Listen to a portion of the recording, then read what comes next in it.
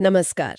आज हम बात कर रहे हैं त्याग नाम की एक किताब पर आई दो हिंदी समीक्षाओं की। जी। एक समीक्षा थोड़ी छोटी है और दूसरी काफी विस्तार से लिखी गई है। हाँ, तो कोशिश ये रहेगी कि इन दोनों समीक्षाओं से समझें कि ये किताब असल में है क्या और क्या कहना चाहती है। बिल्कुल। तो हमारे पास ये दो नजरिए हैं, है ना?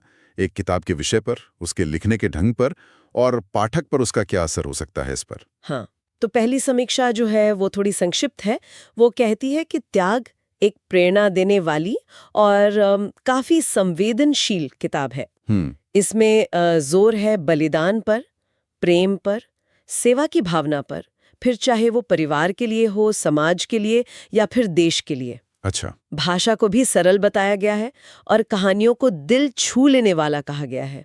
इसे 4 स्टार की रेटिंग मिली है। 4 स्टार मतलब अच्छी रेटिंग है। हाँ, अच्छी रेटिंग है। तो सुनने में लगता है कि एक सीधी, दिल को अच्छी लगने वाली किताब होगी।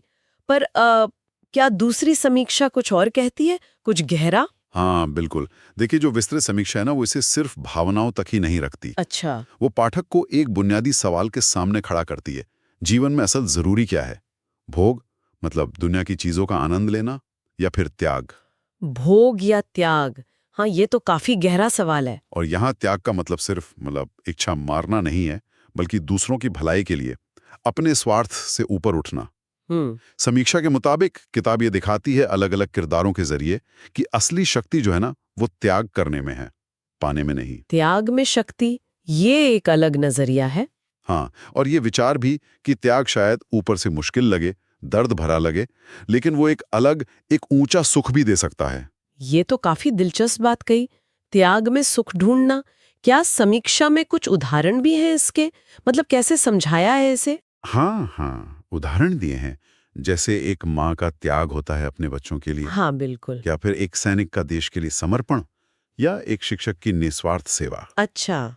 तो ये उदाहरण बताते हैं कि त्याग के कई रूप हैं, और समीक्षा ये भी कहती है कि कहानी इतनी भावनात्मक है कि कुछ हिस्से पढ़ते हुए शायद पाठक की आंखें भी नाम हो जाएं। ओहो। तो ये सिर्फ विचारों की किताब नहीं लगती, बल्कि जज्बातों को भी छूने वाली, झकझोरने वाली किताब लगती है। अच्छा, यानी ये सिर्फ सोचने पर ही मजबूर नहीं करती बल्कि इमोशनली भी जोड़ती है पाठक को। ये तो किसी भी किताब के लिए बड़ी बात है। बिल्कुल। तो फिर इन दोनों समीक्षाओं में एक संक्षिप्त, एक विस्तृत, क्या कुछ बातें कॉमन भी हैं? मतलब दोनों किस नतीजे पर पहुंचती हैं? हाँ, देखिए, सबसे रोचक बात यही है, दोनों समीक्षाएं, चाहे वो जल्दी वाली हो या गहराई वाली, एक बात पर पूरी तरह सहमत है। किस बात पर? किताब की भाषा की सरलता और उसका असर। मतलब भाषा सरल है, लेकिन उसका प्रभाव गहरा है। ऐसा लगता है कि लेखक ने मुश्किल नैतिक सवालों को भी आम बोलचाल की भाषा में पेश किया है।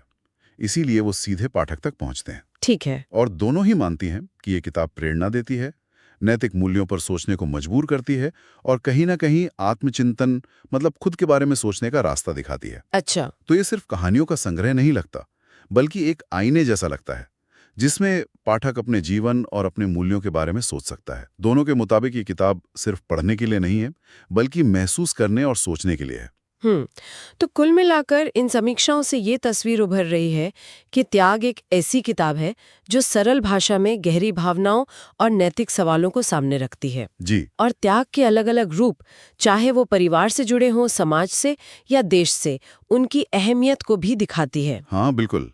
और खासतौर पर देखिए, परिवार, समाज और देश के लिए त्याग पर जोर देना आज के समय में ये एक अहम बात है। सही कहा। ये समीक्षाएं हमें सोचने पर मजबूर करती हैं कि क्या सोचने पर? एक सवाल जो मन में आता है वो ये है कि आज का जो दौर है, जहां इंडिविजुअलिज्म व्यक्तिवाद पर इतना जोर है, हाँ। ऐसे में हमारे अपने जीवन में या समाज में त्याग के कौन से रूप सबसे ज्यादा प्रासंगिक हैं, या शायद सबसे ज्यादा जरूरी हो सकते हैं।